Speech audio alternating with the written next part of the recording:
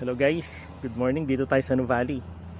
So for today's topic, bigyan ko kayo ng bare minimum requirements o mga dadalhin nyo tuwing may ride. First ay yung shade. The shades protect your eyes from the glare of the sun as well as sa mga talsik-talsik sa kalsada. So always protect your eyes. Then next ay ang ating trusty hand pump. Kasyang-kasya ito sa bulsa ng ating mga jersey sa likod, guys. So pag nawalan ka ng tire pressure, madali kang makakabalik sa kalsada gamit ito. Then ang next ay ang ating wallet.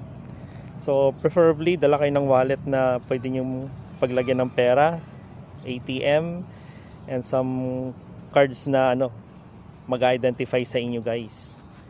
So kung sakaling di man natin hiningi na may disgrasya or emergencies, yung makakita sa inyo, alam nila kung sinong kokontakin. Then ang ating water bottle. This one is from Camelback. Yan. So ito ay 750 ml. Just enough for 1 to 2 hour rides.